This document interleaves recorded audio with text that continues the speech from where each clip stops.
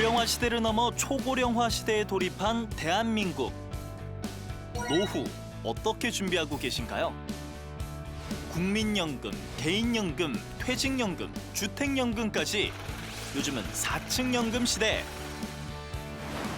걱정 없는 노후를 위한 4층 연금탑. 과연 어떻게 쌓아야 할까요? 이슈 인사이드에서 알아봅니다. 성격은 물론이고 생활 환경 영향도 있고 해서요. 이 사람이 두 부류로 구분이 될 것 같아요.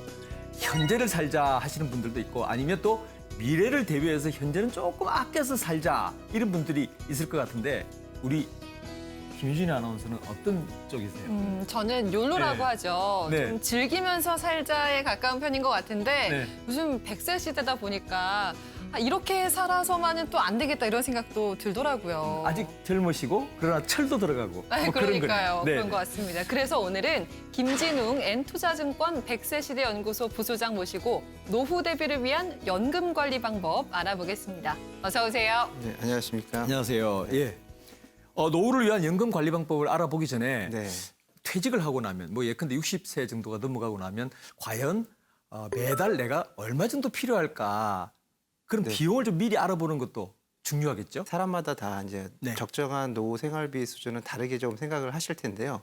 일단 통계적으로 보면 그 가계금융복지조사에 따르면 최소 생활비가 이제 월 197만 원, 네. 그다음에 적정 생활비가 월 283만 원으로 이제 조사가 되었습니다. 이제 월 생활비는 그렇게 되지만 그럼 내가 얼마큼 모아야 노후 자산이 만들어질까라고 네. 생각을 해볼 때 총액을 따져보면 그 이제 노후 생활 기간 한 30년 정도로 예상을 하고요.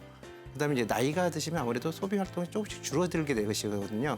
그런 부분을 조금 감안했을 때 최소 생활비 기준으로는 대략 한 5억 원 정도, 그다음에 적정 생활비 기준으로는 한 7억 원 정도 필요하다는 계산이 나옵니다. 이제 여기서 한 2, 3억 원 정도는 아마 대부분 국민연금에 가입이 돼 있으시기 때문에 네. 2, 3억 원 정도는 충당이 되실 걸로 예상이 되고요. 그러면 개인적으로 따로 준비하실 금액은 뭐 적게는 한 3억 원에서 한 4억 원 정도 준비를 하신다면은 앞서 말씀드린 월 생활비 수준을 충족시킬 수 있는 정도가 되겠습니다. 3, 4. 아우, 제가 되나 계산하시는 것 모르겠습니다. 네, 네. 네, 예전에는 또 연금을 준비할 때 세 가지를 준비해야 된다고 해서 3층 탑을 쌓아야 한다 이런 얘기를 했거든요. 네. 요즘은 3층을 넘어서 이제 4층까지 쌓아야 한대요. 4층까지요? 네. 전 3층도 못 쌓았는데 4층을 쌓아야 네, 됩니까? 네 가지가 뭔지 정말 궁금해요. 연금이라고 했을 때 3층 연금 하면은 이제 국민연금, 퇴직연금 그리고 이제 개인연금 이 세 가지를 보통 3층 연금이라고 지칭을 합니다. 사실은 3층 연금을 이제 일찍부터 시작을 하셔가지고 꾸준하게 준비를 하셨다면 사실은 3층 연금만으로 충분한 노후 자산을 만들 수가 있으실 텐데요. 근데 이제 아무래도 그런 3층 연금에 미처 준비를 다 못 하셨거나 노후 자산이 내가 생각한 것보다 부족하다거나 이제 이러신 분들 때문에 사실 이제 주택연금 제도라는 게 또 새롭게 도입이 되었습니다. 네. 상당수 대부분의 자산이 부동산에 쏠려 있다 보니까 즉 사는 집에 대부분의 자산이 가 있다 보니까 이 집을 활용한 그 연금을 만드는 제도로서 주택연금 제도가 도입이 되었는데요. 그러니까 주택연금 제도는 엄밀히 말하면 4층이라기보다는 좀 노후 자산이 부족하다고 생각이 들 때 보충해주는 보온투수 같은 역할 이렇게 네. 보시면 좋겠습니다. 하나하나 좀 따져보겠습니다. 국민연금. 네. 국민연금은 사실 우리나라 국민들 대부분이 기본적으로는 가입해 있는 네. 그런 연금이 되겠죠. 네네. 예. 이 국민연금 같은 경우는 어떤 부분들을 좀 챙겨봐야 되나요? 국민연금은 국민의 그 노후 생활 안정, 그다음에 네. 이제 복지 증진이라는 목표를 가진 그 대표적인 공적연금 제도인데요. 가입 시점에 크게 구애를 받지 않지만 일단 기본적으로 10년 이상 납입을 하셔야 네. 국민연금을 받으실 수가 있습니다. 그다음에 이제 강제성 보험이라서 일단은 취득할부터 자동적으로 이제 가입이 되는 그 연금 제도인데 소득을 기준으로 네. 그 가입이 됩니다. 그래서 대략 월 100만 원당 0.9%의 보험료를 납입하신다고 보면 되니까 한 100만 원 소득에 9만 원의 그 보험료를 내시는 건데 네. 직장을 다니시는 분들이라면 그중에 절반을 이제 회사가 내주고 본인이 부담하는 것은 그 절반을 부담하시는 거죠. 그러니까 그런 구조로 되어 있는 네. 그 국민연금 제도라고 보시면 됩니다. 국민연금이 상황에 따라서 받는 시기도 조절이 가능하고 또 금액을 좀 높일 수 있는 경우도 있다고 하더라고요. 네, 국민연금 제도에서 이제 조기 노령연금이라는 게 있습니다. 네. 일단은 10년 이상 납입 요건을 기본적으로 채우셔야 되고 그 55세 이상이 되셔야 되고 소득이 있는 일에 종사를 하시면은 그 자격이 안 되시고 소득이 없으셔야 되고요. 네. 대신 일찍 받는 거기 때문에 그만큼 이제 감액이 돼서 지급이 됩니다. 한 6% 정도, 1년 기준으로 6% 정도 감액이 돼서 지급된다는 성격으로 보시면 됩니다. 그다음에 이제 연금을 나중에 받는 그 연기연금 제도가 있습니다. 65세가 될 때까지 그 연금액의 전부 또는 일부를 한 번 연기시키실 수가 있습니다. 그다음에 이제 연기를 하면은 1년당 7.2%가 더 증액이 돼서 나오게 됩니다. 그러니까 이를 지속하시거나 이제 자산에 여유가 있으신 분들이 활용하실 만한 제도이고요. 연기연금 제도를 활용하시는 것도 나쁘지는 않습니다. 아, 그렇군요. 네. 이 국민연금을 이제 밑에 기초로 딱 이렇게 지어 놓고 놓았다고 했을 때 그다음에는 이 퇴직연금 네. 같은 거 생각해 볼 수가 있는데요. 네. 퇴직하실 때 퇴직연금을 일시에 이렇게 큰 목돈으로 받으시는 분들이 왕왕 있잖아요. 네. 근데 이걸 일시에 받는 것이 그렇게 썩 좋은 방법은 아니라고 그렇게 권하는 분들이 많아요. 퇴직금 자체를 네. 사실은 아직까지 그렇게 노후 자산이라고 생각하시는 분들이 많지는 않습니다. 이제 그러다 보니까 직장인들이 이제 퇴직금을 포함해서 퇴직연금을 타실 때 통계적으로는 한 98% 정도가 그냥 일시금으로 찾으십니다. 그래서 이제 그러다 보니까 일시금이 아닌 연금으로 받으시게 되는 경우에 이제 나라에서 이제 세제 혜택을 주는데요. 퇴직소득세 부분을 30%를 감면해서 적용을 시켜드립니다. 그리고 또 최근에 그 내년도 세법 개정안이 발표가 되었는데요. 조금 더 이제 그런 연금에 대한 그 혜택을 많이 늘려드리려고 네. 10년까지는 이제 30%를 줄여주지만 10년을 초과하는 기간에 대해서는 40%를 줄여주는. 그러니까 연금을 길게 받으면 길게 받을수록 세금을 덜 내는 구조로 이렇게 만들어 주려고 지금 방향을 가고 있습니다. 일단은 묻어두는 돈이다 이렇게 생각하는 분들도 많은 것 같아요. 네. 근데 적극적으로 운영을 하면 노후 자산을 늘릴 수 있는 아주 좋은 방법이 될 수 있다고 하더라고요. 네, 이제 퇴직연금 제도가 크게 이제 DB라는 확정 급여형 제도가 있고요, DC라는 확정 기여형 제도가 있습니다. 네. 어려워요. 확정 네. 급여형 제도 같은 경우에는 네. 기존의 퇴직금과 거의 유사하시기 때문에 이제 직장을 다니신 분들이 회사가 DB형에 가입돼 있으시다면 뭐 크게 신경 쓰실 부분은 별로 없습니다. 네. 근데 이제 확정 기여형 제도가 이제 기존과 조금 많이 다른 건데요. 네. 이제 확정 기여형 제도는 매월 이렇게 주기적으로 회사가 퇴직금 재원을 근로자의 가상 계좌에 지급을 합니다. 그럼 이제 근로자가 직접 그걸 운용을 하셔야 되는 건데요. 최대한 그 퇴직금 자산을 많이 늘리라는 취지인데, 네. 근데 우리나라의 근로자들 대부분은 그냥 묻어두고 계시는 거죠. 그렇죠. 안정형 자산 중심으로 거의 원리금 보장 상품에 대부분 묻어두고 계시는 경우가 많습니다. 이제 그러다 보니까는 나라에서는 이제 디폴트 옵션이라고 해가지고 네. DC형 가입자들의 투자 성향에 따라서 어느 정도 적정 수준으로 운영이 진행될 수 있도록 그거를 개선하는 방향으로 지금 추진을 하고 있습니다. 네, 그래서 이미 선진국에서는 그런 디폴트 옵션을 많이 활용을 하고 있고 네. 실제적으로 이제 근로자의 노후 자산 증식에 도움이 된다는 그 결과도 많이 보여주고 있습니다. 이 월급을 딱 따박따박 받는 직장인들은 퇴직연금을 받는데 그렇지 못한 경우들도 참 많아요. 자영업자들도 있고 또 요즘은 프리랜서들도 많고 한데 이런 분들 같은 경우는 어떤 방법을 채택하는 게 좋을까요? 자영업자나 프리랜서 같으신 네. 경우들은 아무래도 본인 스스로 네. 그만큼 좀 더 신경을 써서 챙기실 수밖에 없는데요. 네. 이제 그럴 때 활용할 수 있는 게 그 IRP라고 해가지고 이제 개인형 퇴직연금 제도가 있습니다. 네. 그래서 세제 혜택도 이제 받으실 수가 있고, 그 다음에 여유 자산이 생길 때마다 거기에 내 노후 자산이라고 생각을 하시고 정기적으로 적립을 하시면 나중에 이제 은퇴 본인이 이제 주된 그 소득 생활에서 손을 떼셨을 때 노후 자산으로서 활용할 수가 있으실 거죠. 자, 1층으로 이제 국민연금을 쌓았고요. 2층으로는 퇴직연금을 쌓았으니까 다음으로는 개인연금이라는 걸 한번 얘기를 해봤으면 좋겠는데 네. 개인연금 종류도 많고 참 판단하기가 어려워요. 금융기관마다 은행에서도 하고 있고 그죠? 증권회사, 보험회사에서 이렇게 그 개인연금을 하고 있지 않습니까? 어떤 네. 것들이 있나요? 연금 저축이라고들 많이 표현을 하는데 예. 연금 저축에는 조금 더 세부적으로 들어가 보면 연금 저축 보험이 있고요. 네. 그다음에 연금 저축 신탁, 연금 저축 펀드 이렇게 세 가지 그렇군요. 대표적인 유형이 있습니다. 네. 이제 연금 저축 보험 같은 경우에는 주로 이제 보험사에서 많이 그렇겠죠. 판매하는 상품이라고 보시면 되고요. 네. 그다음에 이제 가장 전통적인 연금 상품이죠. 네. 그다음에 이 중에 생명보험사에서 판매하는 연금저축보험 같은 경우에는 그 종신형으로 연금을 받으실 수 있는 경우들이 있어서 네. 그 생명보험사의 연금저축보험도 활용하기가 괜찮고요. 네. 그다음에 이제 그 은행이나 증권사에서 판매하는 연금저축 신탁이나 연금저축 펀드 같은 경우에는 보통 이제 10년 이상의 연금 수령을 정하고 그다음에 나누어서 그냥 본인이 선택해서 금액이나 아니면 비율로 나누어서 받는 그런 연금이라고 보시면 되겠습니다. 네, 연금저축하면 그 노후 준비뿐만 아니라 이제 절세 혜택으로도 이제 유용한 상품인데요. 총 급여가 이제 5,500만 원 이하인 근로자이시라면 연 400만 원 한도로 16.5%의 세액공제를 받으실 수가 있습니다. 네. 그다음에 이제 5,500만 원을 초과하는 경우에는 세액공제율이 13.2%로 조금 낮아지긴 합니다. 그리고 네네.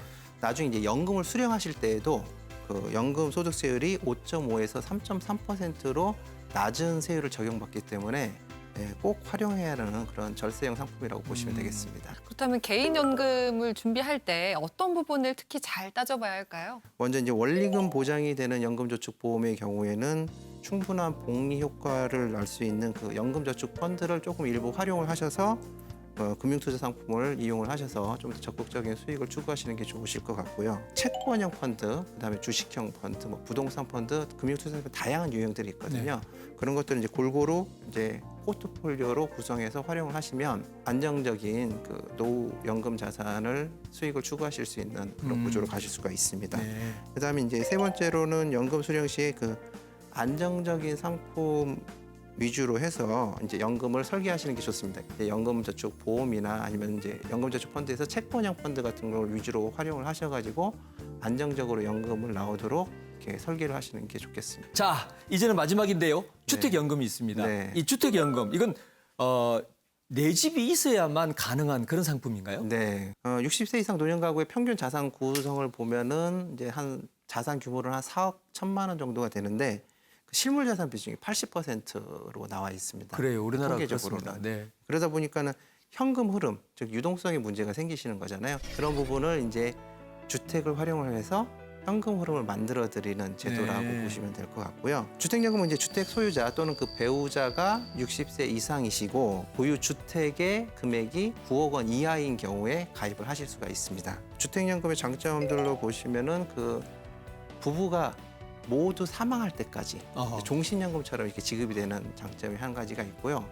그다음에 이제 많이들 모이신 것 중에 하나가 상속자들한테 남는 게 있으면, 그러니까 네. 연금을 덜 받으셔가지고 주택가액에서 남는 게 있으면은 네. 상속분으로 돌려드리고요. 네. 그다음에 혹시 더 받아가셨다고 하더라도 그거를 상속 받으시는 분들한테 청구하지는 않습니다. 아. 그러니까 어떻게 보면 주택 가격에 장기적으로 하락되는 부분은 보호를 해주면서 상승 부분은 그대로 가져가실 수 있는 조금 특이한 성격이 있어가지고 네, 그러네요.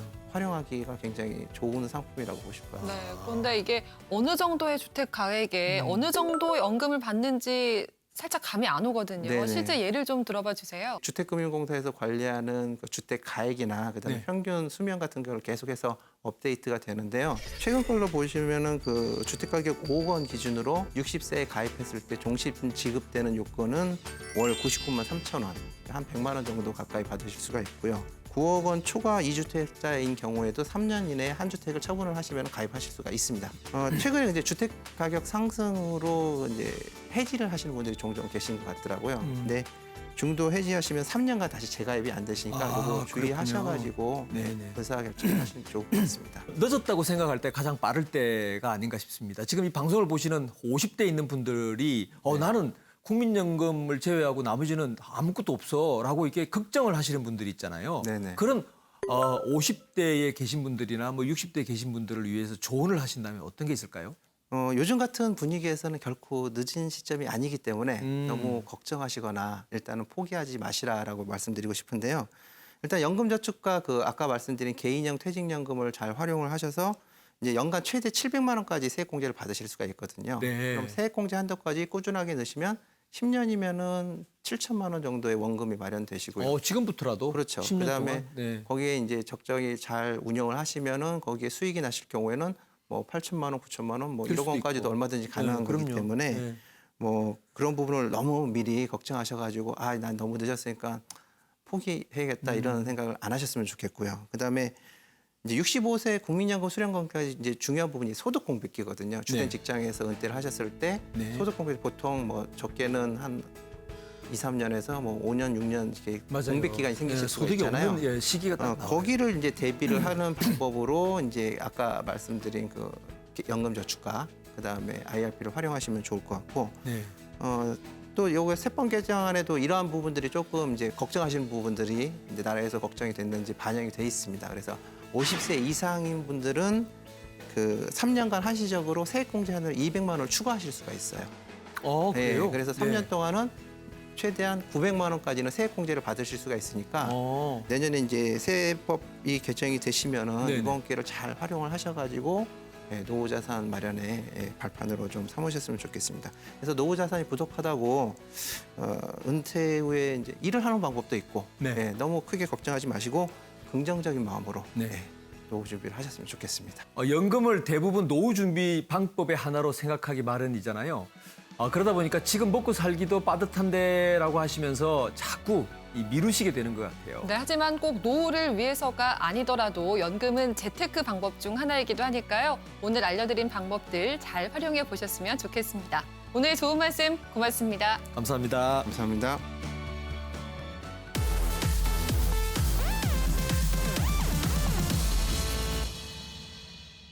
현 정부 들어 건강보험 적용 범위가 확대되면서 의료 비용이 확 떨어졌습니다. 그래서 오늘은 이 달라진 의료 혜택을 정리해서 드리겠습니다. 우선 종합병원에서 특진을 받을 때 선택 진료비를 더 냈잖아요. 그 선택 진료비가 없어져서 진료비 부담이 줄었습니다. MRI와 초음파 검사비도 큰 폭으로 떨어졌습니다. 예를 들어서요. 뇌질환으로 뇌 MRI를 찍으시면 전에는 최고 66만 원을 냈었는데요. 지금부터는 최고 18만 원만 내면 됩니다. 또 어떤 항목이 인하됐는지 알아볼까요? 이 중에서 복부, 흉부 MRI와 전립선, 자궁 초음파 검사 비용은 올해 10월 그리고 12월에 각각 인하될 예정이니까 참고하시길 바랍니다. 상급 종합병원 입원비도 더 낮아졌습니다. 2인실은 50%, 3인실은 40%만 부담하시면 됩니다. 간호사와 간호조무사가 이 보호자를 대신해서 24시간 환자를 돌봐주는 간호 간병 서비스가 있는데요. 이 서비스를 이용하면 간병비를 하루 2만 원만 내면 됩니다. 간호 간병 서비스 제공 병원 확인은 건강보험 홈페이지를 참고하시고요. 여기에 어르신들을 위한 추가 혜택도 있습니다. 틀니와 임플란트 시술 비용은 만 65세 이상이면 이 30%만 부담하면 됩니다. 허리 디스크가 있거나 이 척추 측만증이 있는 분들 많으시죠? 이 한방 추나요법도요. 진료비가 최고 7만 원 정도 하던 것이 최고 3만 원대로 확 줄었는데요. 다만 연간 20회까지만 혜택 적용이 가능하다고 그럽니다. 만 60세 이상 치매 환자에게 적용되는 검사와 치매 의심 환자 이 MRI 비용도 큰 폭으로 떨어졌습니다. 이전에는 중증 치매 진료비를 최고 60%까지 부담했는데 이제는 입원, 외래 상관없이 전체 진료비의 10%만 내시면 됩니다. 달라진 의료 혜택에 대해 더 궁금한 점이 있으시면 국민건강보험공단 고객센터에 문의를 해주시길 바랍니다. 어르신들 같은 경우는 동네 병원 진료비 부담도 더 줄었다고 하니까 병원비 아낀다고 절대 아픈 거 참지 마시고요. 더 커진 의료 혜택 꼭 누리시길 바랍니다. 지금까지 장광익의 머니톡톡이었습니다.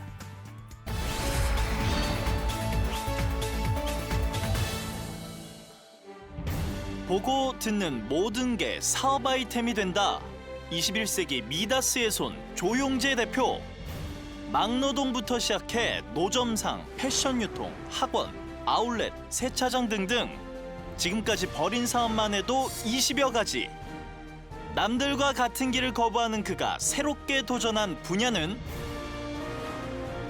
성공을 내다보는 사업가 조용재 대표의 인생 이야기를 들어봅니다. 손만 댔다 하면 사업이 술술 풀리는 사업가가 있습니다. 운이 좋았다고요? 글쎄요. 과연 운만으로 지금의 성공을 일궈낼 수 있을까요? 네, 오늘 파워피플의 주인공은 지금까지 해온 사업이 무려 20가지가 넘는다고 하시더라고요. 과연 그 원동력과 성공 비결이 뭔지 이야기 나눠보겠습니다. 조용재 대표 나오셨습니다. 안녕하세요. 안녕하세요. 안녕하세요.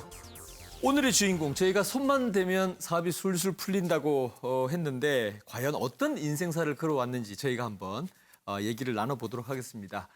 첫 번째 주제는 나들목 상권 창시자라는 주제로 제가 한번 얘기를 시작을 해볼까요? 그 대표님께서 이 나들목 상권이라는 개념을 처음 만든 장본인이라고 하시는데 이 나들목 상권이라는 게 뭔가요? 나들목 상권이라고 얘기하는 거는 우리가 외곽으로 나갈 때 차량이 많이 막히는 병목 구간이 있잖아요. 네네. 거기에 있는 상권을 나들목 상권이라고 하는데 그때 당시는 다 장사, 의류, 특히 의류는 시내 상권에서 이루어졌는데 네. 외곽 매장이 생기게 된 거는 제가 처음 시도를 했던 것 같습니다. 오. 한 네. 15년 전쯤에 제가 강원도 지금은 없어졌지만 진부령에 있는 알프스 스키장을 가족들하고 자주 가게 됐습니다. 가다 보니까 가고 오고 할 때마다 양평에서 서울 근처까지 나오는데 그 구간만 한 2시간 이상 걸리더라고요. 네. 차가 막혀서 짜증도 나고 화장실도 가고 싶고 하는데 쉴 곳은 한 군데도 없고 그래서 그런 불편함을 기회로 삼으면 장사가 되지 않을까 하는 생각에 네. 나들목 상권을 개발하게 됐습니다. 이 역발상이 일궈낸 성공이다 이렇게 예. 봐도 되겠군요. 예, 그렇습니다. 네. 그래서 저희가 두 번째 주제를 이 미다스의 손, 그 비애는 뭐냐 이렇게 좀 잡아봤어요. 앞서 말씀하셨다시피 이 사업을 여러 가지를 이제 운영을 하셨다고 그러셨는데 주로 어떤 사업들을 운영을 하셨던가요? 제가 막노동으로 시작해서 뷔페, 학원, 아울렛, 충전소, 셀프 세차장 뭐 등등 지금 잘 기억 안 나지만 여러 가지를 한 것 같습니다. 앞만 보고 그냥 계속 온 것 같아요. 정말 안 해보신 거 찾는 게 더 빠를 것 같을 정도로 정말 여러 분야에서 여러 사업을 해오셨는데 사업을 처음 시작하게 되신 계기도 궁금한데요. 무엇보다 가난이 싫었습니다. 아버님이 사업차 서울에 올라오셔서 사업을 하셨는데 연속된 실패로 4평짜리 방에서 7 식구가 살았습니다. 그래서 저는 고등학교 졸업하고 대입 시험은 포기를 하고 바로 돈이 필요해서 일에 뛰어들게 됐죠. 그때 시작한 게 막노동을 그래서 시작하게 됐습니다. 그리고 얘기를 들어보니까 또 동대문에서도 또 이 일을 하시고 하셨다고 그러는데 그때는 무슨 일을 하셨어요? 동대문 운동장에서 노점을 하게 됐죠. 네. 노점을 하면서 덤핑을 취급하게 되고 네. 그렇게 해서 사업이 시작이 된 것 같습니다. 저는 가격부터 말을 하지 않았습니다. 물건을 네. 팔 때. 아. 이 물건이 여기까지 오게 된 사연을 설명하고 네. 이 제품의 특장점을 설명을 하고 난 네. 후에 가격을 얘기했지. 네. 그렇게 하다 보니까 구매력도 월등히 높고요. 네. 그 물건에다가 스토리를 이렇게 심어 넣는 그렇죠. 거죠. 지금 네. 뭐 스토리텔링 하는데 그때는 스토리텔링이 뭔지도 몰랐지만 네. 이게 덤핑 물건을 취급하다 보니까 덤핑이 나한테 제가 구매하는 과정이 있거든요. 네. 그 과정을 설명을 하고 그래서 여러 고객들한테 판다고 쭉 물건에 대한 이해도를 높인 다음에 가격을 얘기해서 판매를 했죠. 네. 사업하실 때 또 중요하게 생각하신 것 중 하나가 고객과의 신뢰라고 하시더라고요. 모 회사 회장님이 사업이 어려워서 양복을 덤핑으로 내놔서 제가 매입한 적이 있는데 그 브랜드의 안감에 보면 브랜드 네임이 써 있으니까 그거를 다 지워달라고 그러더라고요. 네. 그래서 그때 매입 단가의 2분의 1 이상을 들여서 네. 그거 안감을 전부 다 바꿨습니다. 그렇게 해서 팔았고요. 왜냐하면 네. 브랜드 이미지와도 상당히 관련이 되는 일이잖아요. 그래서 그 약속을 지켰고 고객들한테는 저는 옷을 매입을 할 때 색상이나 사이즈를 보지 않습니다. 원단을 보고 삽니다. 색상이나 사이즈는 사기 전에 이미 판단해서 사잖아요. 네. 그런데 원단은 집에 돌아가서 세탁을 해보고 입어보고 해야지 이게 좋다 나쁘다 평가가 나오니까 단골을 유치하기 위해서는 원단이 최고다. 네. 어차피 사이즈나 색상은 그 전에 이루어지는 거고 원단이 제일 중요하다 이런 생각으로 물건을 매입을 했습니다. 세차장, 입시학원, 아울렛 정말 다른 다른 분야, 맞아요. 다른 업종을 하셨지만 그 속에서 성공했던 그 이 키는 딱 한 가지였던 것 같아요. 신뢰. 예.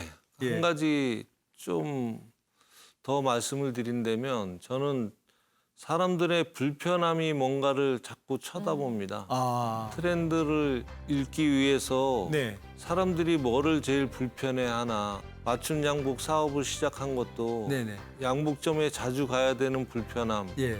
그리고 교통이 막히는데 짜증나는 나들목에서 네. 그걸 역발상으로 여기에서 장사를 하면 사업이 잘 되겠다 네. 하는 생각으로 고객의 불편한 거를 자꾸 뒤다봅니다. 네. 그 안에 그래야지만이 고객들이 원하는 걸 찾을 수가 있을 것 같아서 고객이 뭐를 불편히 하나를 유심히 쳐다보고 관찰합니다. 하지만 아무리 미다스의 손이라고 하더라도 항상 모든 걸 다 성공해 오지는 않으셨을 것 같고 그렇다면 실패 경험도 좀 궁금한데요.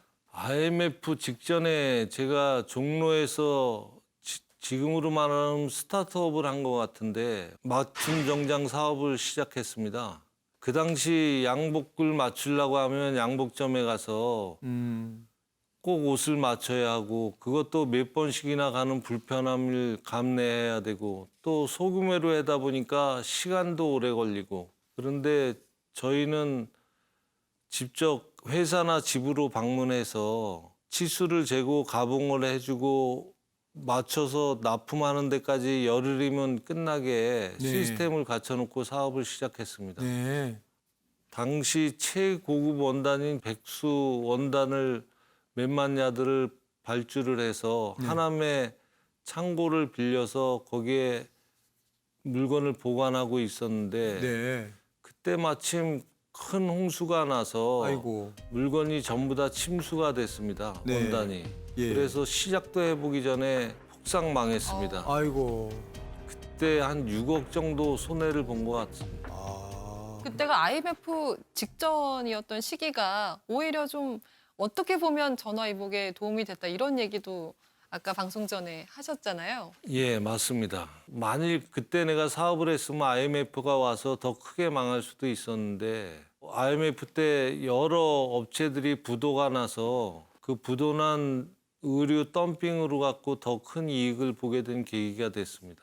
제가 얘기를 지금까지 쭉 듣다 보니까 또 어떤 사업이 되는가도 다 꼼꼼하게 다 따져보고 이렇게 하셨는데 그런 안목을 기를 수 있었던 비결 또 그것도 계기가 있었을 것 같은데요. 다른 건 몰라도 트렌드를 읽는 건 남보다 뛰어나다고 생각합니다. 아, 그런 원천의 힘은 아버님이 신문 읽기 교육이 아니었나 생각합니다. 아, 신문 안에는 많은 얘기거리가 있잖아요. 그럼요. 네. 그 안에서 저는 광고도 보고 정치도 보고 경제도 보고 사회면도 보고 하면서 많은 거를 깨닫고 많은 거를 보게 됐죠. 네.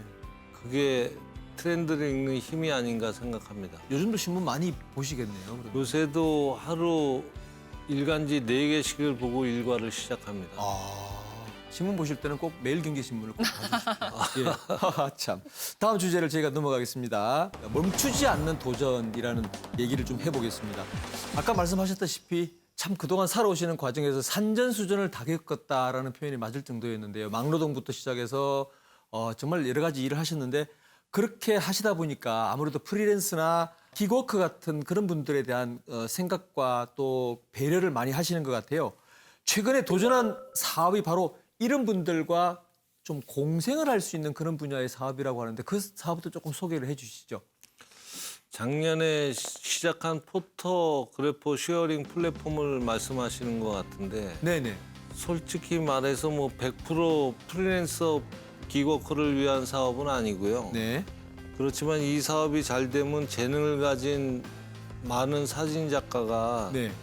도움이 되는 건 분명합니다. 네. 재능은 있지만 수익 배분의 불균형 때문에 힘든 기워커들이 많거든요. 네. 그래서 그들한테 도움이 되는 플랫폼을 개발하게 됐습니다. 구체적으로 이게 어떤 사업인지 한번 좀 소개를 해주세요. 쉽게. 왜 나는 영화 같은 한 컷이 없을까? 아, 이게 제일 아쉬웠습니다, 저한테. 네, 네. 그래서 이거 내가 필요한 장소에 필요한 시간에 포토그래퍼를 예약을 해서 매칭을 해서 거기서 바로 서비스가 해주면 네. 이게 좋은 인생샷을 남길 수 있지 않을까. 어, 스포츠 동호회들이 많잖아요. 네. 그런데 사실 축구공을 놓고 찍은 사진들은 많이 있는데 축구를 차는 모습은 없고 예. 배드민턴을 해도 배드민턴 채를 들고 찍은 사진들은 많은데 배드민턴을 치고 서브를 매기고 하는 사진은 주위에 아무도 없더라고요. 그런 사진들이 인생샷이 아닐까. 그런 사진들이 진짜 필요한 사진이 아닐까. 설령 내가 넘어질 때라도 실수해서 뭐 넘어지더라도 그 넘어지는 장면이 그들한테는 그게 인생샷이 아닌가. 그래서 그 순간을 포착하려고 저희가 사업을 시작하게 됐습니다. 어. 앞으로 내가 이런 사업에 한번 도전을 더 해봐야 되겠다. 이런 꿈이 있으시다면 어떤 계획을 갖고 계신지요? 지금 하고 있는 사업에 충실하려고 하고요. 네. 우리나라에도 유니콘 기업이 여러 개 있는데 사실은 국내 서비스가 제한돼 있지 않습니까? 네. 그런데 저희 회사는 해외 포토그래퍼가 70% 이상을 차지합니다. 그래서 저희가 내년쯤에는 미국이나 유럽 쪽으로 진출해서 유니콘 기업이 되고 싶은 게 마지막 사업이 아닌가 싶습니다. 나무를 보지 말고 숲을 보라 참 유명한 말입니다. 물론 나무 한 그루 한 그루 자세히 관찰하는 장인 정신도 중요합니다.